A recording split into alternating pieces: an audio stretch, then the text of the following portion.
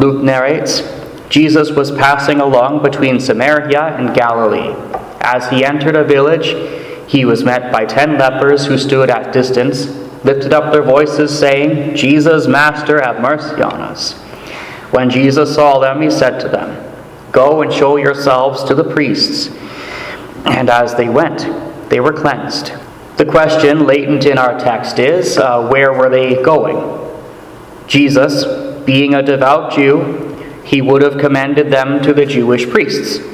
And there was only one place where priests legitimately served, that is the temple in Jerusalem. Uncoincidentally, Jesus himself was en route back to Jerusalem. Jesus' home territory, as for most of his disciples, was Galilee, which was several hundred kilometers north of Jerusalem, which lay in the southern territory of Judea. In order to move from Galilee to Judea, one had to pass through the intervening territory called Samaria, which detail accounts for the fact that among the 10 lepers whom Jesus met outside the village, at least one was a Samaritan. Our Lord directly commands the lepers, not yet healed of their disease, to present themselves to the priests on duty in the temple at Jerusalem.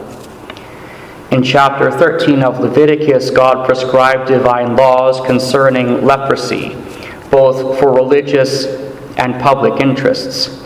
It's a crude comparison, but under the Old Covenant, priests functioned as public health officials.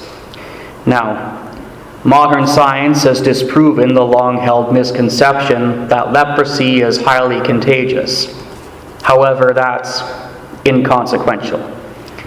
Because leprosy, being in its nature a degenerative disease, it was symbolic of spiritual death under the Old Covenant.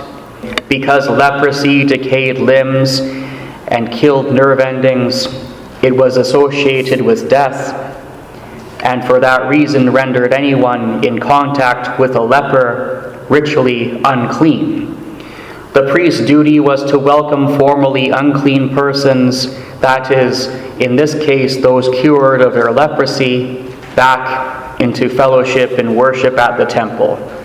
Moreover, it was understood that the person couldn't be considered cleansed, at least officially, until the minister of God, in this case the priest, pronounced it so. Their order was to give that performative speech, to declare the person clean, or in literal terms, to cleanse them.